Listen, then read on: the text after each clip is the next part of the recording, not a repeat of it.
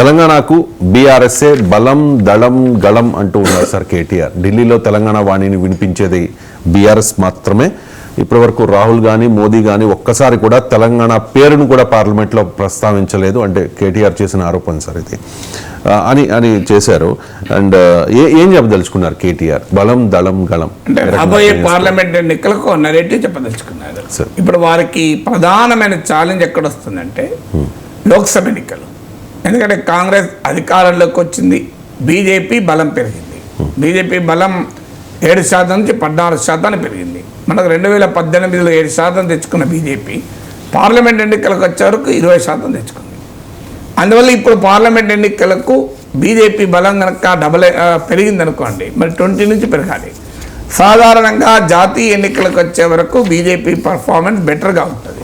కారణం ఏంటంటే కేసీఆర్ను ఓడించాలా అనే పొలిటికల్ క్వశ్చన్ కాదు ఇప్పుడు ఈ ఎన్నికలకు మోడీకి మళ్ళీ పవర్ ఇవ్వాలా లేదా అని.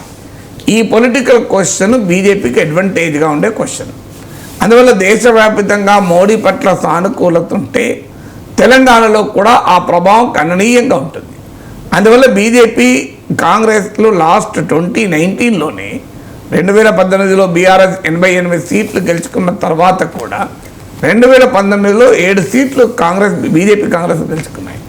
అందువల్ల అంత పెద్ద దెబ్బ అప్పుడే తగిలితే పార్లమెంట్ ఎన్నికల్లో ఇప్పుడు తగలకుండా ఉంటుందా అనేది క్వశ్చన్.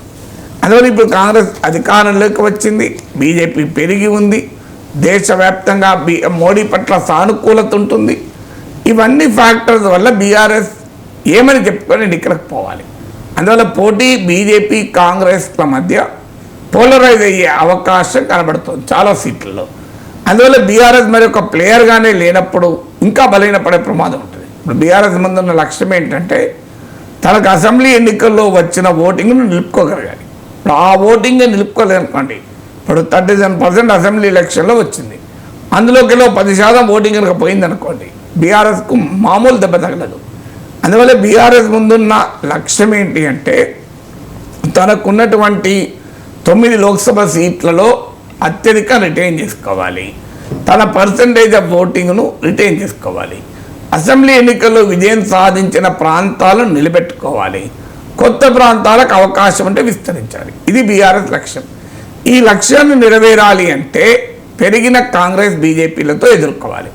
అన్నిటికీ మించి ఏ నెరేటివ్ చెప్పాలి? ఇప్పుడు మోడీని గెలిపించాలి అన్న నెరేటివ్తో బీజేపీ పోతుంది, మోడీని ఓడించాలి ఇండియా కూటమిని గెలిపించాలన్న నెరేటివ్తో కాంగ్రెస్ పోతుంది.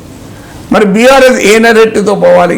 ఎందుకంటే అందుకే టీఆర్ఎస్ని బీఆర్ఎస్గా మార్చి బీజేపీ కాదు కాంగ్రెస్ కాదు మేమే ప్రత్యామ్నాయం అంటూ మొదలుపెట్టారు. ఇప్పుడు ఆ మేమే ప్రత్యామ్నాయం అన్నది ఎవరు నమ్మరు. ఎందుకంటే అసెంబ్లీ ఎన్నికల్లోనే ఓడిపోయాక దేశంలో మేమే ప్రత్యామ్నాయం అంటే ఎవరైనా పట్టించుకుంటారా? అందువల్ల ఆ ఒక్క అవకాశం కూడా పోయింది. పోనీయండి, బీజేపీ కాంగ్రెస్ పార్టీలతో వేదిక పెట్టి ప్రత్యామ్నాయ విధానాలతో మేము దేశం ముందుకు వెళ్తామంటే రోజు రోజుకు బీజేపీ కాంగ్రెస్ పొలిటికల్ స్పేస్ తగ్గిపోతుంది. ఒకప్పుడు ఆమ్ ఆద్మీ పార్టీ కాంగ్రెస్తో లేదు, ఇప్పుడు కాంగ్రెస్ పార్టీతో ఇండియా కూటమిలో ఉంది. వైసీపీ బీజేడీ ఇటీవల ఎన్డీఏకి అనుకూలంగా ఓటేశారు. అందువల్ల రోజు రోజుకు non BJP non Congress political space తగ్గిపోతుంది. అందువల్ల మరి కేసీఆర్ ఏ రోల్ ప్లే చేస్తాడో ఢిల్లీకి వెళ్ళి అనేటువంటి క్వశ్చన్ వస్తుంది. అందులో కేసీఆర్ రేపు ఎంపీగా పోటీ చేయకపోతే మరి వీళ్ళు పోయి ఏం చేస్తారు బీఆర్ఎస్ ఎంపీలు గెలిచి అని. అందువల్ల ఈ నరేటివ్ లేని పరిస్థితుల్లో బీఆర్ఎస్ ఉంది కనుక పార్లమెంట్ ఎన్నికలకు ఒక నరేటివ్ను అన్వేషించే క్రమంలో తెలంగాణ గలం పార్లమెంట్లో అనే స్లోగన్ బహుశా టీఆర్ఎస్ తీసుకోబోతోంది.